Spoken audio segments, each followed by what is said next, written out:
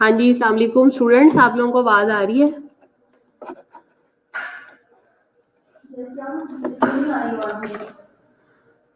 आप लोगों को आवाज आ रही है क्लास?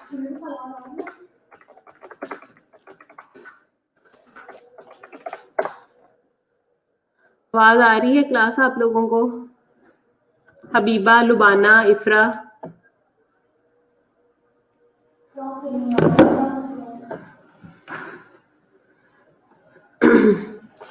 ओके, सबको आवाज आ रही है? क्लियर आ रही है सबको? हबीबा आपको आवाज आ रही है? आबिदा आपको आवाज आ रही है बेटा? सादिया? पूछ किसी और से रही हूँ, जवाब कोई और दे रहा है। हद नहीं हो गई वैसे आप लोगों की।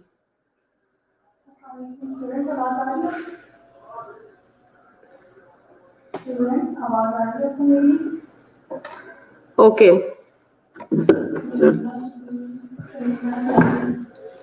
इस वाले पे लेके देखें, यहाँ भी वो रहने देना, यहाँ भी टाइप करके टाइप करेगा।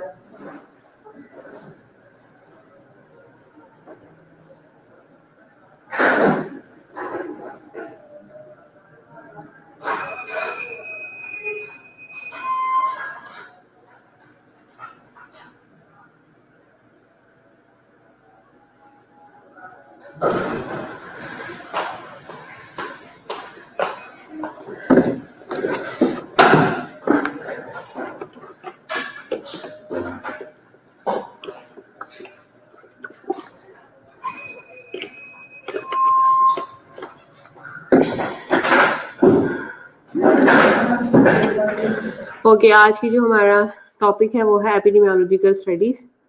आउटलाइन में हम लोग सबसे पहले डिस्कस करेंगे classification of the studies, study design and analysis, choice of study design. सबसे पहले हम बात करते हैं क्लासिफिकेशन की।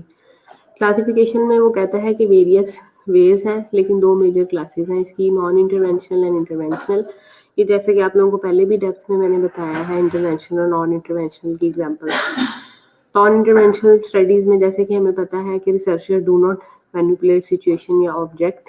ठीक है, रिसर्चर आपका जो है वो मैनिपुलेट नहीं कर सकता अपने ऑब्जेक्ट्स को और अपनी सिचुएशंस को।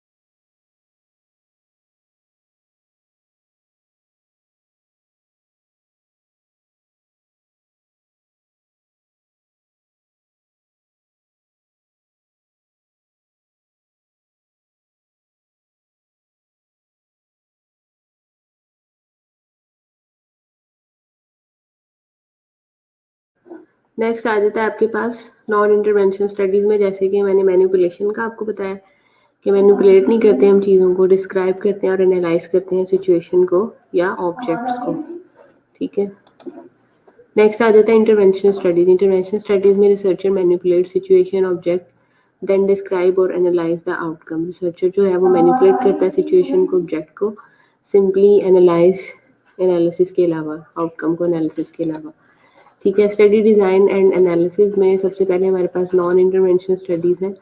नॉन इंटरवेंशनल स्टडीज में हमारे पास एक्सप्लोरेटरी आ जाती हैं, डिस्क्रिप्टिव आ जाती हैं और एनालिटिकल आ जाती हैं। हाँ जी, गुड इवनिंग रोनाल्ड, आपको आवाज आ रही है? You can hear me clearly और नॉट? नॉन इंटरवेंशनल स्टडीज जिसमें कि रिसर्चर के हाथ में नहीं है कि वो मैनिपुलेशन कर सके, इसलिए हम उसके अंदर एनालिटिकल, एक्सप्लोरेटरी और डिस्क्रिप्टिव स्टडीज की बात करते हैं। एक्सप्लोरेटरी स्टडीज क्या होती हैं? स्मॉल स्केल स्टडीज होती हैं। Gather information about unfamiliar phenomena, ठीक है। स्मॉल स्केल पे हम लोग करते हैं एक्सप्लोरेटरी स्टडीज को, और इसमें हम जस्ट इंफॉर्मेशन इकट्ठी करते हैं अनफेमिलियर फिनोमेना, यानी कि जिस फिनोमेना को भी हमने ऑब्जर्व करना होता है या जिसको हमने एक्सप्लोर नहीं किया होता। Results gives insight to a problem, और हमें रिजल्ट्स मिलते हैं प्रॉब्लम के before a large scale study is design, ठीक है। लार्ज स्केल स्टडी को डिजाइन करने से। डिस्क्रिप्टिव स्टडी ओनली, जैसे कि हमें पता है नाम से जाहिर है, डिस्क्राइब करती है according to time, place and person. No analysis of determinants या एसोसिएशन, किसी भी किस्म के हम उनके डिटर्मिनेंट, जैसे कि हमें पता है कि एपिडेमियोलॉजी क्या है, कि डिटर्मिनेंट्स की स्टडीज है, ठीक है। डिटर्मिनेंट्स और एसोसिएशन की स्टडीज है, तो इसमें हम किसी भी किस्म का कोई एनालिसिस नहीं करते डिटर्मिनेंट्स या एसोसिएशन का। मिसाल के तौर पे क्रॉस सेक्शनल डिस्क्रिप्टिव स्टडीज जो है इसके अंदर आ जाती हैं, डिस्क्रिप्टिव स्टडीज की एग्जांपल है। क्रॉस सेक्शनल डिस्क्रिप्टिव स्टडीज, इनका एम जस्ट डिस्क्राइबिंग फिनोमेना, सिर्फ हम इसमें फिनोमेना को जो भी हम स्टडी करना चाह रहे हैं उसको डिस्क्राइब करते हैं। Done at one point in A time, ठीक है, मतलब एक टाइम, स्पेसिफिक टाइम के अंदर जो भी सिचुएशन है उसको हमने उसका एक क्रॉस सेक्शन काट के सामने रख देते हैं, ठीक है। For example prevalence study and gap studies. Analytical studies जो है वो डिस्क्राइब करती हैं फिनोमेना को एंड एनालाइज करती हैं relationship between phenomena and other variables, यानी जहाँ पे हमने डिटर्मिनेंट्स के या वेरिएबल्स के दरमियान में एसोसिएशन को बताना हो, ठीक है, तो हमने रिलेशनशिप को एनालाइज करना हो तो वहाँ पे हम एनालिटिकल स्टडीज करते हैं। इसमें हमारे पास क्रॉस सेक्शनल कंपैरेटिव स्टडीज आ जाती हैं, ठीक है, कोहॉर्ट स्टडीज आ जाती हैं, केस कंट्रोल स्टडीज आ जाती हैं, ठीक है। क्रॉस सेक्शनल एक सिंपल होती है, क्रॉस सेक्शनल कंपैरेटिव होती है। क्रॉस सेक्शनल कंपैरेटिव जो है वो एनालिटिकल के अंदर आती हैं, केस कंट्रोल आती हैं, और आपकी केस कोहॉर्ट आती हैं, ये एनालिटिकल के अंदर आती हैं। Cross sectional comparative study aims at describing phenomena and compare groups और determine factors influencing the phenomena, मतलब फॉर एग्जांपल स्मोकिंग से कैंसर हो रहा है, ठीक है, ये एक फैक्टर है। अगर हम इन फैक्टर्स को एक उसका कंपैरिजन ग्रुप डाल देंगे कि एक लंग कैंसर किसी और फैक्टर की वजह से हो रहा है और एक लंग कैंसर आपका स्मोकिंग की वजह से हो रहा है, तो ये आपका क्या है? क्रॉस सेक्शनल कंपैरेटिव स्टडी आ जाती है। Done at one point in A time, ठीक है, मतलब एक खास स्पेसिफिक टाइम में हमने करनी है। Measurement of exposure and effect are done at the same time, exposure कब हो रहा है और उसका इफेक्ट कब आ रहा है वो हम सेम टाइम में चेक करते हैं, तो ये क्रॉस सेक्शनल कंपैरेटिव स्टडीज आ जाती हैं। एडवांटेजेस जो हैं वो क्रॉस सेक्शनल स्टडीज के क्या हैं? सबसे पहले एडवांटेज पता करते हैं, क्विक और चीप है, ठीक है। Can various exposure as a first step investigating cause, मतलब डिफरेंट एक्सपोजर जो कि इस चीज़ के लिए रिस्पॉन्सिबल होते हैं उसको इन्वेस्टिगेट करते हैं फर्स्ट कॉज के अंदर, ठीक है। Repeated measures can depict trend, ठीक है, रिपीटेड मेजर जो भी मेजरमेंट्स हमारे पास आंसर्स आते हैं उनको हम डिपिक्ट करते हैं ट्रेंड वाइज, ठीक है। Data useful in assessing health care needs. Disadvantages की बात करें तो not possible to determine if the exposure preceded the outcome, temporal relationship, यानी कि अगर डिसएडवांटेजेस का यही है कि अगर जो एक्सपोजर है उसका आउटकम जो है वो क्या हो रहा है, आपका डिटरमिन का जो आउटकम है वो प्रीसीड कर रहा है, यानी कि पीछे आ रहा है। मतलब एक चीज़ का एक्सपोजर हम चेक करना चाह रहे हैं, लेकिन एक्सपोजर का हम आउटकम चेक करना चाह रहे हैं, लेकिन वो क्या है, वो उसके प्रीसीडिंग उसमें आ रहा है, प्रीसीडिंग मैनर में आ रहा है, टेम्पोरल रिलेशनशिप जिसको कहते हैं, ठीक है, और बायस के चांसेस भी ज़्यादा होते हैं।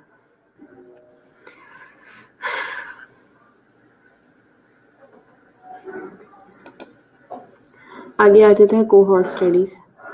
कोहॉर्ट स्टडीज प्रोस्पेक्टिव यानी फॉलोअप स्टडीज, जैसे कि मैंने आपको पहले भी बताया था, जब हम फ्यूचर में उसका रिजल्ट चेक करते हैं। Aim at determining risk factors for disease या outcome. At the start, identify two groups with exposure to a risk factor exposed, without exposure, non-exposed. Both groups have not developed the disease. ठीक है, outcome at the start, follow करते हैं over the time, at the end analyse disease या outcome occurrence in both groups and compare, दोनों groups में देखते हैं और उनको हम कंपेयर करते हैं। जैसे ये कोहॉर्ट स्टडी है, टाइम और इंक्वायरी, ये पॉपुलेशन है, ये नॉन डिजीज्ड पीपल आ गए, इनको एक्सपोज किया, नॉन एक्सपोज किया, expose disease, non expose disease, non disease. Exposed and non-exposed groups must be comparable in all factors that may be related to the disease except for exposure. अब इसमें exposed और non exposed group जो है उनको हम compare करते हैं सारी तरह के फैक्टर्स के अकॉर्डिंग जो कि रिलेटेड टू डिजीज हो सकता है except for exposure. Need to get complete and accurate information. ठीक है, हमें कंप्लीट इंफॉर्मेशन की जरूरत होती है about exposure outcome for all individuals. Analysis जब हम करते हैं तो compare incidence of the disease among expose to non expose group. Cumulative incidence आ जाता है हमारे पास. कॉम्युलेटिव इंसिडेंस क्या होता है? Calculate relative risk. Commonly incidence rate, calculate incidence rate ratio when % time of follow up is known. Advantages and disadvantages. Advantages क्या है? Allow direct measurement of incidence. मतलब याद रखिए आपके कोहॉर्ट स्टडीज के अंदर हम सिर्फ और सिर्फ क्या करते हैं, इसके अंदर हम जो है वो इंसिडेंस को मेजर करते हैं. तो multiple effects of the single exposure can be examined. Multiple effect होते हैं सिंगल एक्सपोजर के जिनको हम एग्जामिन करते होते हैं. Can elucidate temporal relationship between exposure and disease. Is of value when exposure is rare. Minimise bias in assessment of exposure. Disadvantages क्या है? टाइम कंज्यूमिंग है, एक्सपेंसिव है, इनएफिशिएंट है in evaluating rare disease. Loss of follow up effect, validity of the results. आगे आ जाती है case control study. Case control study जो होती है वो आपकी रिट्रोस्पेक्टिव स्टडी होती है, यानी किसी भी कोई भी आपने इंटरवेंशन या कोई भी आप डिजीज का इफेक्ट जो है वो बैक टाइम में जाके चेक कर रहे होते हैं, बैक की स्टडीज को उठा के. ठीक है. Aims at डिटर्मिंग risk factor for disease outcome at the start identify 2 groups. इसमें भी हम 2 ग्रुप बना लेते हैं, एक केस होता है, एक कंट्रोल होता है. केसेस वो होते हैं जो कि डिजीज के साथ होते हैं और उनका हमें आउटकम देखना होता है, और कंट्रोल वो होते हैं जो कि विदाउट डिजीज होते हैं और उनका हमने आउटकम देखना होता है. History of exposure to risk factor is inquired. ठीक है, उसके बाद हम हिस्ट्री देखते हैं एक्सपोजर की रिस्क फैक्टर के साथ. ठीक है. At the end analyse exposure to a risk factors in both group and compare. उनको हम कंपेयर करते हैं. जैसे ये देखें, ये टाइम है, ये इंक्वायरी है, केस कंट्रोल स्टडी. ये केस का एक एक्सपोज्ड है, एक नॉन एक्सपोज्ड है. कंट्रोल का एक्सपोज्ड है, नॉन एक्सपोज्ड है. भी पॉपुलेशन है आपके पास, पीछे की तरफ जा रही है ना. Design of case control study. Case control study design कैसे करते हैं? Controls should be representative of the population from which the cases are recruited. यानी जब हमने कंट्रोल ग्रुप उठाना है तो हमने उसी पॉपुलेशन में उठाना है जिसमें से हमने केसेस लिए हुए हैं, जो कि उसकी होल पॉपुलेशन को रिप्रेजेंट कर रहा हो. Cases and control must be comparable in all factors that may be related to the disease except for presence of disease. ठीक है, मतलब उसमें वही फैक्टर्स होने चाहिए केस कंट्रोल में जो कि डिजीज में है या केसेस में है, सिवाय इसमें कि उसमें डिजीज ना हो. ठीक है. Controls can be chosen to match cases for a certain important variable. ठीक है, और वेरिएबल पॉइंट ऑफ व्यू से मतलब जो वेरिएबल हमने एज, जेंडर वगैरह का रखना है वो मैच्ड होने चाहिए केस कंट्रोल डिजाइन के अंदर. If matching not done, unmatched case control design more common. ज्यादातर ये कॉमन होता है. Need to get complete and accurate information about exposure for all individual. ठीक है, और हमें कंप्लीट और एक्यूरेट इंफॉर्मेशन की जरूरत होती है about exposure for all individual. Control में अगर देखें case ratio, consider cost, availability of cases, usually ratio of 1:1 up to 4:1. Beyond that no added advantage for power of the study. आगे आ जाता है analysis of case control studies. Analysis case control studies का हम करते हैं, compare करते हैं एक्सपोजर ऑफ डिजीज को अमंग केसेस एंड कंट्रोल्स, और हम इसमें क्या कैलकुलेट करते हैं? Odds ratio. ठीक है. कोहॉर्ट स्टडी में हम क्या कैलकुलेट करते थे? अगर हम पीछे जाए जरा, ये तो था ना केस कंट्रोल स्टडी. एक केस है, उसका कंट्रोल है.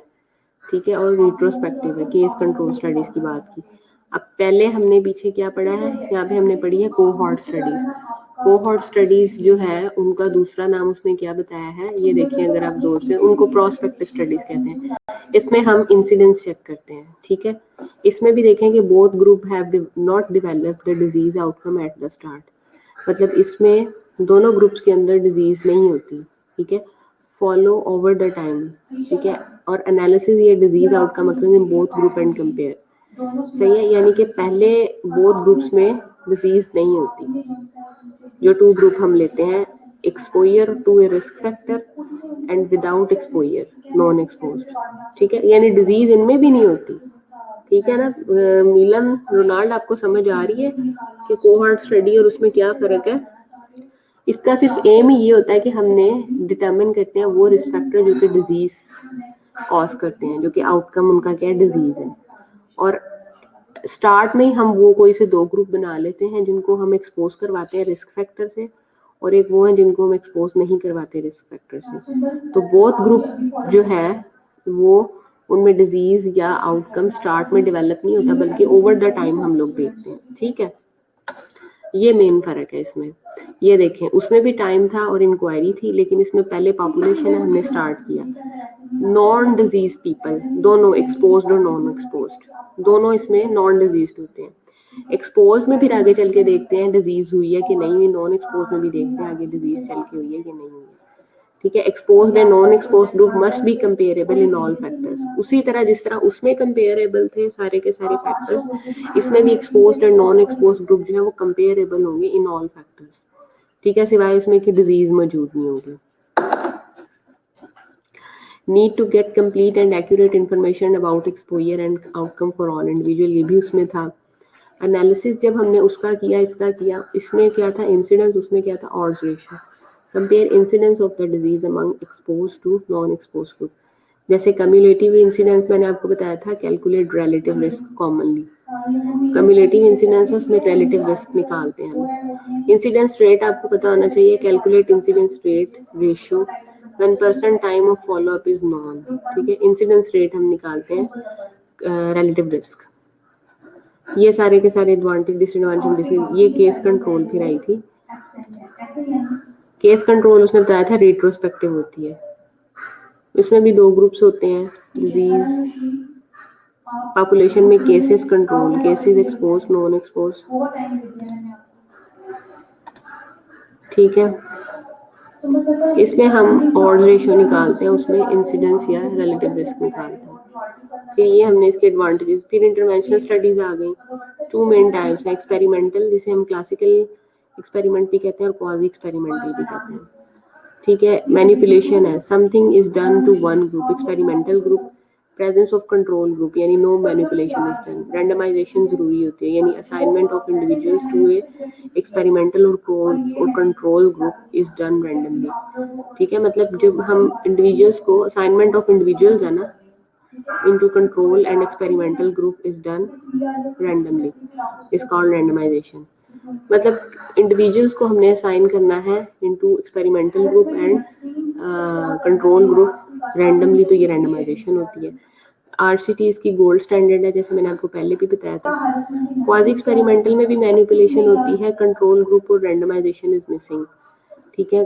कम्युनिटी ट्रायल ज्यादातर, यानी कि रैंडमाइजेशन मैनिपुलेशन तो इसमें भी होती है, लेकिन क्वाजी एक्सपेरिमेंटल में रैंडमाइजेशन नहीं होती, और दूसरा क्या नहीं होता आपका वो होती है कंट्रोल ग्रुप नहीं होता, कहीं के ट्रीटमेंट का कंट्रोल नहीं होता और ना रैंडमाइजेशन होती है, ठीक है। ये देखें design of randomise control trial. ये पहले जनरल पॉपुलेशन आ गई, फिर ये स्टडी पॉपुलेशन आ गई। स्टडी पॉपुलेशन में आगे हमने रैंडमाइजेशन की, ये एक्सपेरिमेंटल ग्रुप आ गया, ये कंट्रोल ग्रुप आ गया, ये इसका फॉलोअप एंड एनालिसिस आ गया। अगर मैं इसमें से ये रैंडमाइजेशन निकाल दूं, ठीक है, प्लस ये कंट्रोल ग्रुप निकाल दूं, ठीक है, तो वो क्या होगी, वो क्वाजी एक्सपेरिमेंटल आ जाएगी। Design of randomized control trial. Randomization ensures that chance alone determines which individuals become experimental group and which one become control group, thus making the group comparable in most aspects that may be related to the outcome. Design provides strong evidence. मतलब इसको बनाने का क्या फायदा होता है कि groups जो कि कंपेरेबल होते हैं बहुत से एस्पेक्ट्स में वो रिलेटेड होते हैं आउटकम से। डिजाइन ये प्रोवाइड करता है strong evidence of the effect of the intervention, gold standard. Study participants are blinded about the intervention, single blinded, ठीक है। Sometimes both study participants and investigators are blind about the intervention, वो double blinded होती है, जैसे कि मैंने आपको पहले भी बताया था। एथिकल कंसिडरेशन बहुत ज़रूरी है. Evidence suggest intervention is beneficial, ठीक है, but uncertain of effects. No serious adverse effects to the intervention group. Informed consent to the participant. Analysis of intervention studies, comparison of outcomes of interest in experimental and control group. फिर हम comparison करते हैं जो भी हमारे पास outcome आते हैं, outcome of interest आते हैं दोनों ग्रुप में, एक्सपेरिमेंटल में भी और कंट्रोल में भी, उनका हम कंपैरिजन कर लेते हैं. ठीक है. Comparison of baseline characteristics of experimental and control group. मिसाल के तौर पे मेरे पास हेपेटाइटिस सी के पेशेंट आए, तो मैंने उनकी सारी की सारी हेपेटाइटिस का तो टेस्ट कराया ही कराया, साथ में मैंने उनके ब्लड शुगर लेवल भी करवा ली, ठीक है, टीबी का टेस्ट भी करवा लिया, बेसलाइन में सीबीसी मैंने करवा ली, ठीक है. इसके अलावा मैंने उनका सीरम इलेक्ट्रोलाइट भी करवा लिया, ठीक है. तो फिर मैं एक्सपेरिमेंटल ग्रुप में भी रिजल्ट्स देखूंगी और कंट्रोल ग्रुप में भी रिजल्ट्स देखूंगी जब मैं एनालिसिस करूंगी. तो choosing a study design. Study design में कंसिडरेशन एथिकल इश्यूज है, मिनिमल एथिकल कंसर्न होना चाहिए. रिसोर्सेज एंड एडमिनिस्ट्रेटिव इश्यूज बहुत जरूरी है, जैसे कि रोनाल्ड ने और सादिया ने लास्ट टाइम के सिद्रा ने मुझसे पहले भी पूछा था. तो ये चीजें होनी चाहिए.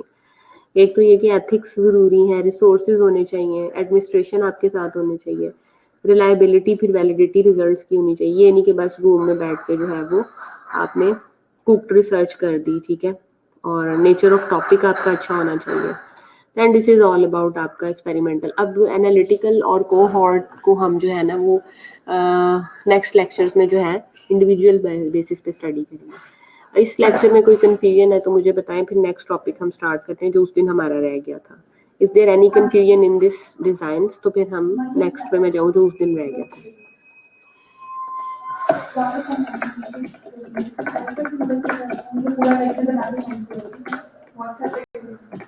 और अपने आर्टिकल्स में से शेयर करो. अभी पॉइंट अभी तक जो बंद होगा कुछ नहीं.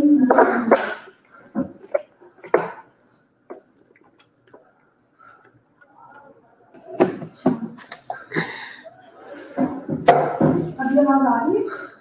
हो गया?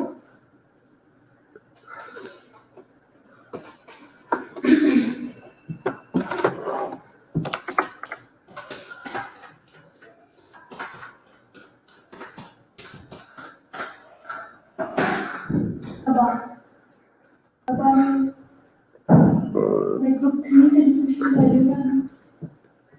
तो ग्रुप 3 पहले 2 वाले क्या कर रहे हैं आप लोग? अरे मुझे आप सेंड कर दो, ठीक है. अभी आप प्रेजेंट करना, मैं ड्यूरिंग लेक्चर डिस्कशन करना चाह रही हूँ आपसे, ठीक है.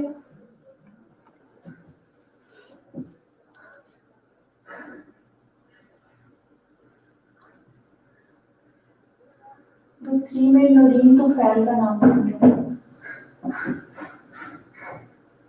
अच्छा, जो ग्रुप 1 है ना उसमें से सुंदर को करूँ तो एक्सक्लूड कर रही हूँ मैं, ठीक है.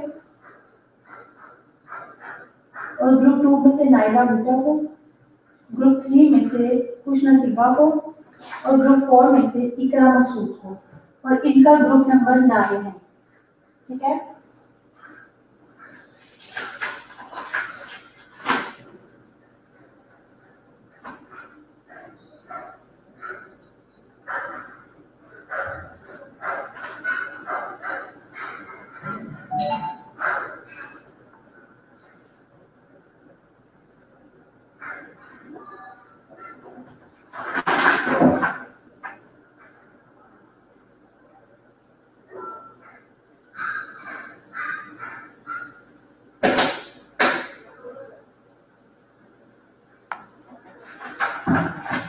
ग्रुप 9 वाले अपना ये सुन ले, ग्रुप मेंबर्स के नाम, ठीक है. सुंदर, नाइला, खुश नसीबा, इकरा मकसूद.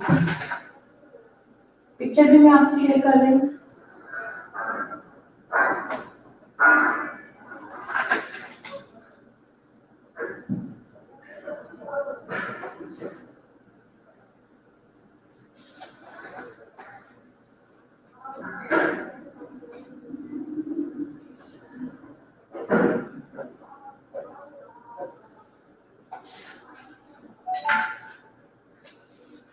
और ग्रुप 5 में से मुसर्रत परवीन,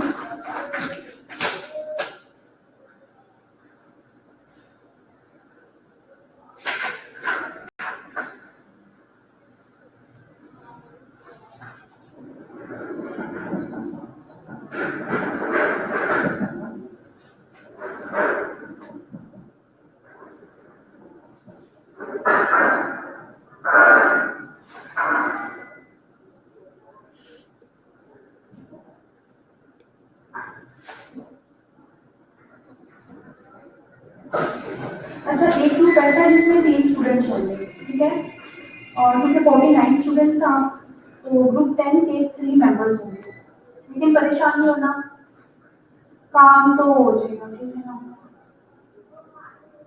अच्छा,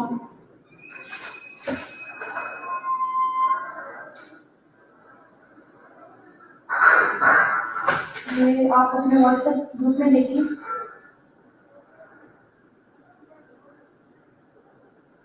ग्रुप 9 और ग्रुप 10 के मैंने नेम सेंड कर दिया आपको, ठीक है।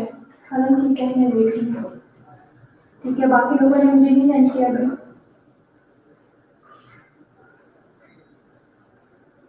बेटा ये मैंने आपको पहले तो उस दिन भी बताया था, sexual harassment against female nurses are systematic review, ये सिस्टमैटिक रिव्यू है, ठीक है। आपको डिस्क्रिप्टिव स्टडी निकालना है इस पर।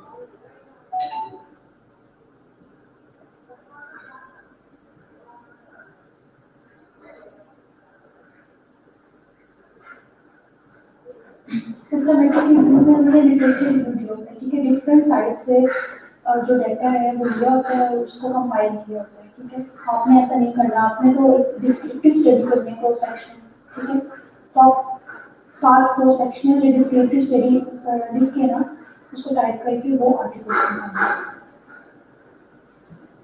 आई समझ आ रहा?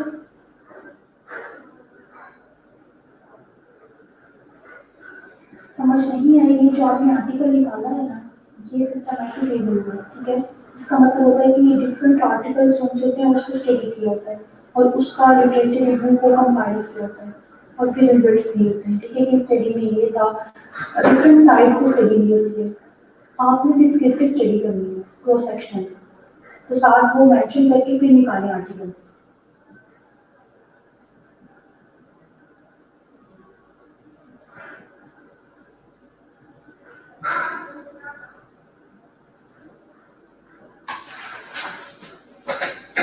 ठीक है जी,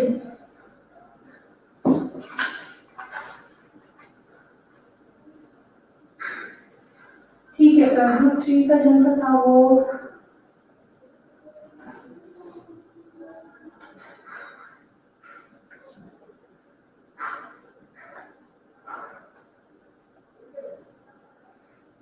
मरियम सहर, आपने मुझसे शेयर करें आर्टिकल अपने। अच्छा जी, ग्रुप 4 में फौजिया अला बख्श, सोबिया अला बख्श और फौजिया अख्तर और शाहिदा परवीन, इनमें से कौन प्रेजेंट है अभी?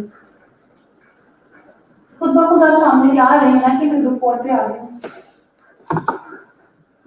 आप आर्टिकल निकालोगे ना तो फिर मैं बताऊंगी, ठीक है। फौजिया अला बख्श,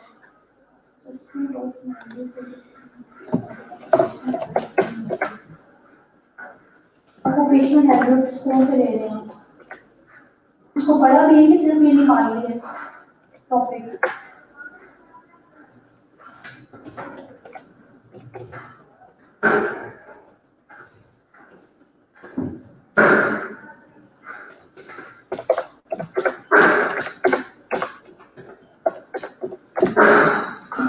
पीसीजी वाला जिसका टॉपिक है उसके मुझे आर्टिकल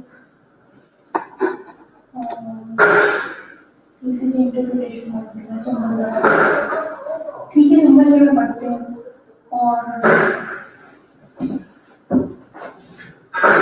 हाँ, वो भी आप बताओ अपना असेसमेंट ऑफ, आपने कहेंगे knowledge student practice regarding occupational hazards among nurses, क्या कौन कौन से हैजर्ड्स हैं?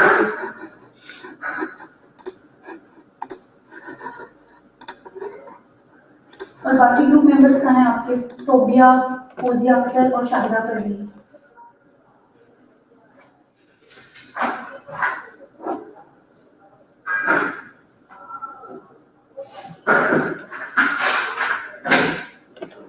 ग्रुप 9 और 10 की आपको मिल गई लिस्ट?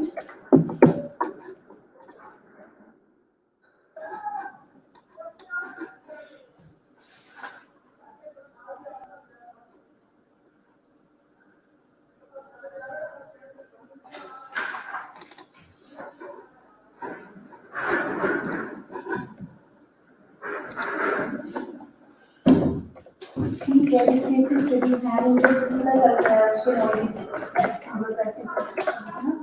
लेकिन इसमें पोस्ट पॉपुलेशन है, आपने आर्टिकल पढ़े हैं, आप मुझे थोड़ा सा बताओ क्या पढ़ा है उसमें?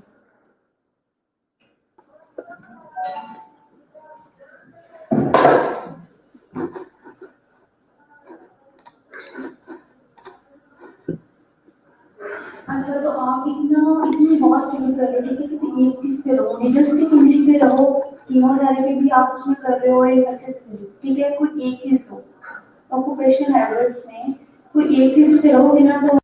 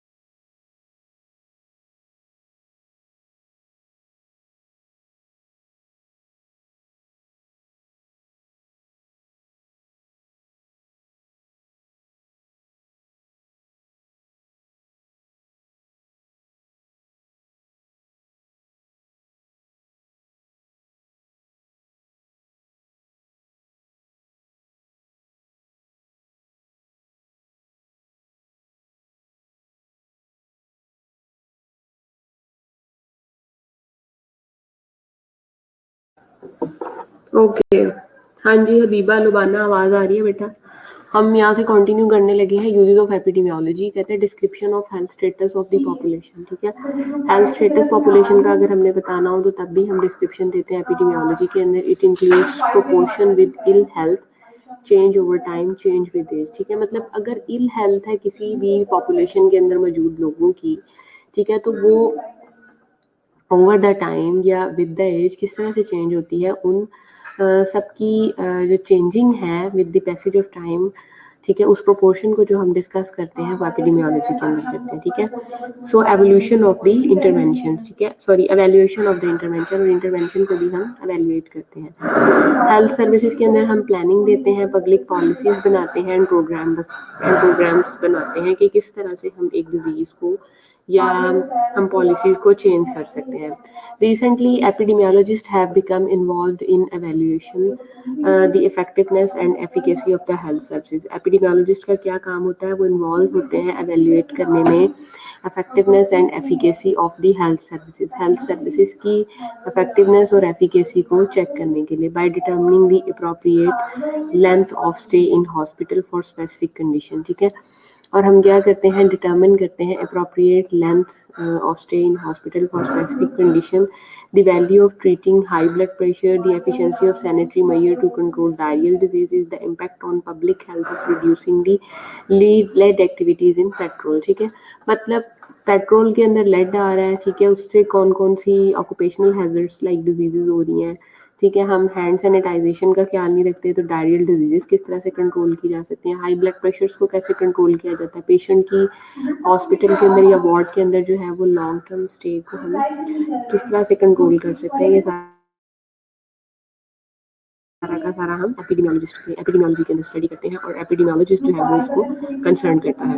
आगे आ जाता है कंपोनेंट्स ऑफ एपिडेमियोलॉजी। सबसे पहले आ जाता है डिजीज फ्रीक्वेंसी। डिजीज फ्रीक्वेंसी है कि नंबर ऑफ डिजीज कितनी दफा में वो हो रही है। The core characteristics of epidemiology are to measure the frequency of the disease, ठीक है। डिजीज हो गई, उसको कितनी दफा हुई, क्या उससे डिसेबिलिटी हुई या मौत वाकया होगी इन स्पेसिफाइड पॉपुलेशन, किसी भी स्पेसिफाइड पॉपुलेशन के अंदर, ठीक है। तो जो कोर कैरेक्टरिस्टिक्स है आपकी एपिडेमियोलॉजी का, वो डिजीज की फ्रीक्वेंसी को चेक करना है, and after this checking of this frequency we will evaluate either the population is suffered from disability और फ्रॉम डेथ, ठीक है, कि क्या उसको डिजीज हो गई या उसको डिसेबिलिटी आ गई। कितने लोगों को मेरी आवाज नहीं आ रही? इफ्रा, सादिया, लुबाना, हबीबा, कितने लोगों को आवाज नहीं आ रही? It is always as the rate, ratio and proportion, ठीक है। हम उसका फ्रीक्वेंसी में आगे से डिफरेंट जो उसके पैरामीटर हैं उसमें आपका रेट आ जाता है, रेशियो आ जाती है और प्रोपोर्शन आ जाती है, ठीक है। उसके बाद नेक्स्ट आ जाता है much of the subject of the epidemiology, subject matter of measurement of the disease and health related events, ठीक है, falls in the domain of the biostatistics, ठीक है। और डिजीज और हेल्थ रिलेटेड जितने भी इवेंट्स हैं उनको फिर हम मेजर करते हैं बायोस्टैट्स की डोमेन के अंदर। इसीलिए बायोस्टैट जो है वो इसके साथ लिंक्ड होता है, क्योंकि हम डिजीज फ्रीक्वेंसी में रेट रेशियो और प्रोपोर्शन को देखते हैं। तो basically rate ratio proportions are tools of biostatistics, ठीक है, which is the basic tool of the epidemiology, ठीक है। This helps to development of the strategies for prevention और control of the health related problem. और इस तरह से हम प्रिवेंशन और हेल्थ रिलेटेड प्रॉब्लम जो है उनको कंट्रोल करने के लिए हम ये सारी की सारी स्ट्रेटजीज को यूज करते हैं। नेक्स्ट आ जाता है आपके पास distribution of the disease. Distribution of disease में health events occurs in a pattern in a community, ठीक है। This pattern varies from community to community. Distribution of disease में हेल्थ इवेंट्स आ जाते हैं, ठीक है, जो कि कम्युनिटी में हम उनका पैटर्न देखते हैं और उन पैटर्न की वेरिएशन देखते हैं हम कम्युनिटी टू कम्युनिटी, जैसे जियोग्राफिकल पॉइंट ऑफ व्यू से हम लोग बात कर रहे थे। आल्सो हेल्थ इवेंट्स और disease conditions affect population at various age group, different genders, different subgroup of population, ठीक है। Distributions of the events are based on time, place and person। अब वो either disease की distribution हो या health related events हो, उन्होंने उनकी occurrence होती है time, specific time पे, specific place पे, specific person पे, which can analyze whether any increase or decrease occur for a particular condition. Epidemiology address itself to a study of these variation or patterns, which may suggest or lead to measure to control or prevent the disease. An important outcome of this study is formulation of etiological hypothesis, ठीक है। और एक ये important hypothesis जो हम इस study को related से लेके हम बनाते हैं, वो हम etiological hypothesis बनाते हैं, यानी कि etiology causal hypothesis बनाते हैं हम, ठीक है। डिटर्मिनेंट्स ऑफ द डिजीज क्या होते हैं? Epidemiology helps in identifying the causative agents और द रिस्क और predisposing factor of the disease. ये डिटर्मिनेंट्स है, ठीक है। Determinants mean risk factor. What are the predisposing factors कौन कौन से हैं, कॉजेटिव फैक्टर्स कौन कौन से हैं, कॉजेटिव एजेंट क्या है, वो सारे के सारे डिटर्मिनेंट्स आ जाते हैं डिजीज के। This is one of the real use of the epidemiology, ठीक है। Understanding the factors leading to any programme for the control, ठीक है, कंट्रोल ऑफ दिस डिजीज।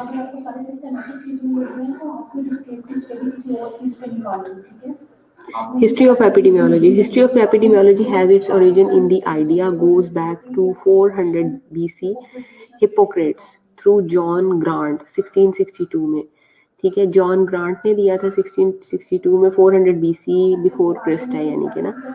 और हिपोक्रेट्स ने दिया था जॉन ग्रांट के थ्रू 1662 में।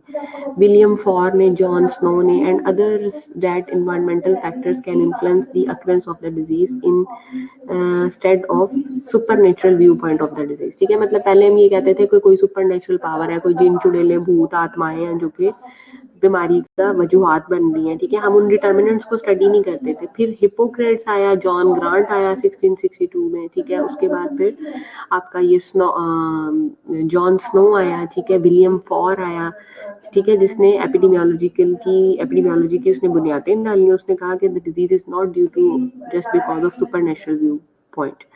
John Graunt analysis and published mortality data, ठीक है। जॉन ग्रांट ने आपका मॉर्टेलिटी डाटा बताया in 1662 में। He was the first quantify pattern of death, birth and disease occurrence। और उसने डेथ, बर्थ और डिजीज का जो फर्स्ट टाइम पैटर्न बताया था, क्वांटिफाई किया था नंबर की फॉर्म में, वो जॉन ग्रांट ने किया था। No one built upon Grant work until 1800 when William Ford began to systematically collect and analyze the Britain's mortality statistics, ठीक है। मतलब पहले जॉन ग्रांट ने 1662 में काम किया था, उसके बाद फिर विलियम फॉर्ड आया 1800 में, जिसने ब्रिटेन की मॉर्टेलिटी का सिस्टमैटिकली उसकी कलेक्शन की और उसको एनालिसिस किया। For considered as the father of the vital statistics and disease classification. और विलियम फॉर्ड को जो है वो स्टैटिस्टिक्स का फादर भी कहा जाता है, वाइटल स्टैटिस्टिक्स का, और डिजीज क्लासिफिकेशन में भी उसका रोल है। Meanwhile, John Snow was conducting the series of the investigation in London that later earned him the title father of field epidemiology, ठीक है। जॉन स्नो को जो है वो फील्ड एपिडेमियोलॉजी का फादर कहा जाता है क्योंकि उसने लंदन के अंदर काफ़ी इन्वेस्टिगेशन की. Snow conducted his classical study in 1854 when an epidemic of cholera developed in the golden square of the London. ठीक है, जब लंदन के अंदर कॉलरा का फर्स्ट एपिडेमिक आया 1854 के अंदर, तो तब उसने एक जो था उस पर काफ़ी उसकी कॉन्ट्रीब्यूशन थी, क्लासिकल स्टडी की. During the time of the microscope development, Snow conducted study of the cholera outbreak both to discover the cause of the disease and prevents its recurrence. उसने डिजीज की कॉज भी बताई और उसकी prevention के लिए भी काम किया कि दोबारा से रिकरना हो. During that time, two men, Farr and Snow, had major disagreement about the cause of the cholera. अब क्या था? Farr adhered to what was the called miasmatic theory of disease. ठीक है, Farr basically जो था ना वो miasmatic theory of disease के साथ था. According to this theory, which was commonly held at a time of disease, ठीक है, was transmitted by the miasma or cloud that plug low on the earth surface. ठीक है, मतलब earth surface के ऊपर ये प्लग होता है जिसकी वजह से होती है. लेकिन Snow did not agree. He believe that cholera is transmitted through contaminated water. He began his investigation by determining where in this area person with cholera lived and worked. He then used this information to map or distribution of the disease. Snow believed that water was the source of infection for cholera. He marked the location and searches the relationship between cases and water sources. He found that cholera was transmitted through contaminated water. This was the major achievement in epidemiology. मतलब एक खास ऊपर एक हिल था जिसके ऊपर एक कुआं था जहाँ से वो लोग पानी लेते थे. ठीक है, और वो स्पेसिफिक लोग जो कि उस कुएं से पानी लेने जाते थे, स्पेसिफिक वो टाइम था, स्पेसिफिक कुआं था, स्पेसिफिक पॉपुलेशन थी, उसी के अंदर ये कॉलरा चल रहा था. बाकी दूसरे लंदन के दूसरे हिस्सों में ये एपिडेमिक नहीं आया था. फिर एपिडेमियोलॉजी के अंदर इसका इसलिए फर्स्ट बहुत बड़ा अचीवमेंट या बहुत बड़ा रोल इसलिए था कि उसने उस टाइम पे कॉलरा को आइडेंटिफाई किया और डिजीज का पॉजिटिव एजेंट पिक किया कि ये गंदा पानी पीने से कॉलरा हो रहा है, ना कि जो उसकी थ्योरी थी कि मियाजमा है. ठीक है, जमीन के अंदर से कोई प्लग चीज निकलती है, ठीक है, जो कि ये डिजीज को पैदा कर रही है. ऐसा कुछ भी नहीं है, बल्कि उसने इस चीज को साबित किया. 1900s के अंदर epidemiologist extend their methods to non infectious diseases and studies effect of behaviour and lifestyle in human health. ठीक है, फिर 1900 के अंदर थोड़ी मजीद कह लें कि वो एडवांसमेंट आई. ठीक है, साइंसदानों ने ये बताना शुरू कर दिया कि हमारा जो लाइफस्टाइल है ना और जो हमारी ह्यूमन हेल्थ बिहेवियर है वो हमारी डिजीज के अंदर बहुत इफेक्ट करते हैं. There are some important achievement in epidemiology. There are John Snow and cholera epidemic in London in 1848 to 1854. Framingham Heart study started in 1950 in Massachusetts, USA, and still continuing to identify the factors leading to the development of the coronary heart. Framingham की जो है वो coronary artery disease के ऊपर है. Jon Snow की जो है वो कॉलरा पे है. Smoking and lung cancer by Doll and Hill in 1964. Smoking and lung का जिसकी मैं बहुत एग्जांपल देती होती हूँ आपको स्मोकिंग एंड लंग कैंसर की, वो डॉल एंड हिल की है. ठीक है, 1964 के अंदर. Polio Salk vaccine field trial in 1954 to study the protective efficacy of the vaccine in million school children, and methyl mercury poisoning in 1950 in Minamata. ठीक है, मिथाइल मरकरी पे काम हुआ, पोलियो पे काम हुआ, फ्रेमिंघम की जो थी कॉर्नरी हार्ट डिजीज पे काम हुआ और जॉन स्नो के कॉलरा पे काम हुआ. अब फील्ड ऑफ एपिडेमियोलॉजी कहता है epidemiology covers the various types of the field in the different types of the activities. It is applied in every field as agriculture, economics, statistics. They are the clinical epidemiology, geographical epidemiology, social epidemiology, statistical epidemiology, descriptive epidemiology, analytical epidemiology, experimental epidemiology, and infectious disease epidemiology. ठीक है, comparison between clinical medicine and epidemiology. अब this is basically epidemiology is the branch of the preventive medicine, जैसे कि मैंने आपको पहले भी बताया था. अब देयर इज सम कंपैरिजन, कुछ कंपैरिजन है आपकी क्लिनिकल मेडिसिन और एपिडेमियोलॉजी का. मिसाल के तौर पे यूनिट ऑफ स्टडीज में पॉपुलेशन होती है, ठीक है, जो कि एट रिस्क होती है. क्लिनिकल मेडिसिन के अंदर केस या केसेस होता है, उसमें पूरी पॉपुलेशन होती है, इसमें वन केस होता है. ऑब्जेक्टिव्स में अगर देखे जाए तो एपिडेमियोलॉजी के क्या है, to identify the sources, mode of transmission and aetiological factor, और इसमें क्या है, to cure the patient. Examination में अगर देखे जाए तो ग्रुप ऑफ पीपल और कम्युनिटी. ठीक है, मतलब हम ग्रुप देखते हैं, कम्युनिटी देखते हैं पूरी की पूरी. इसमें हम इंडिविजुअल को देखते हैं। इसमें हम कंसर्न होते हैं एपिडेमियोलॉजी में सिक एंड हेल्थी दोनों के साथ, लेकिन क्लिनिकल मेडिसिन में हम सिर्फ सिक के साथ होते हैं। डायग्नोसिस में हम सर्वे करते हैं, रिसर्च करते हैं, ठीक है, और इसमें हम लैब्स करवाते हैं, टेस्ट करवाते हैं। Where to go, expert goes to community, ठीक है, एक्सपर्ट जाते हैं कम्युनिटी की तरफ, ठीक है। इसमें पेशेंट गोज टू हॉस्पिटल, यानी इसमें एपिडेमियोलॉजिस्ट जाएगा कम्युनिटी के अंदर, पॉपुलेशन के अंदर, यहाँ पे पेशेंट आता है हॉस्पिटल के अंदर। Area concern mainly concern to prevention and promotive through intervention, mainly in curative field. इसमें हम प्रिवेंशन पे काम करते हैं, इंटरवेंशन पे काम करते हैं, हम प्रोमोट करते हैं थ्रू इंटरवेंशन, लेकिन इसमें हम क्यूरेटिव फील्ड पे काम करते हैं। कॉन्सेप्ट बायोस्टैटिस्टिकल है, इसमें बायोमेडिकल है। एपिडेमियोलॉजी का जो कॉन्सेप्ट है वो बायोस्टैटिस्टिकल है, लेकिन जो क्लिनिकल मेडिसिन है उसका बायोमेडिकल है, ठीक है। Presentation of results by table, chart, diagram, इसमें laboratory and other reports. Time जो है वो लॉन्ग प्रोसेस है, इसमें short time, some time long time भी हो सकता है। आउटकम में planning, implementation and health promotion, ठीक है। इसमें हम प्लानिंग करते हैं, इम्प्लीमेंटेशन करते हैं, हेल्थ प्रमोशन करते हैं और हेल्थ पॉलिसीज जनरेट करके देते हैं फॉर फ्यूचर। बट इसमें सिंपल हम क्योर करते हैं डिसेबिलिटी को, अगर डिसेबिलिटी नहीं है तो फिर डेथ है, जो कि नेचुरल फिनोमेना है। तो this is the major difference between epidemiology and clinical medicine. Is there any confusion तो मुझसे पूछ सकते हैं।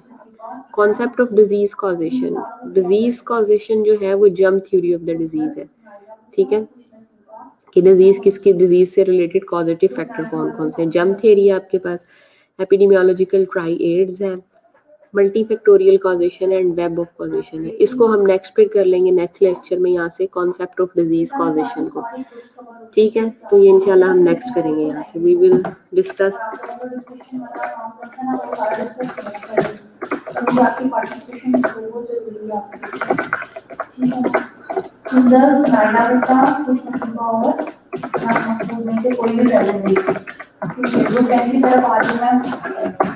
ठीक है, डिजीज कॉजेशन से हम नेक्स्ट लेक्चर में करेंगे इंशाल्लाह, ठीक है। और अभी सिर्फ 7 लोग मौजूद हैं और इन 7 लोगों की ही लगेगी, और जो एंड पे आए हैं उनकी बिल्कुल भी नहीं लगेगी। Sidra, Sadia, Habiba, इफ्रा, Lubana.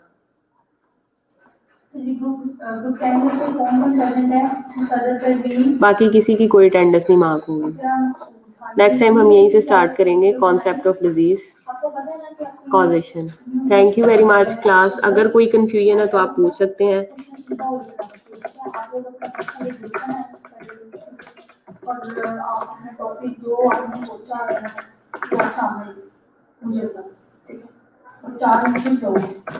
Different groups में से, ठीक है। और तुम लोगों में से मुझसे डिस्कस अभी तक नहीं किया, इतना आपने मुझसे डिस्कस किया था टॉपिक।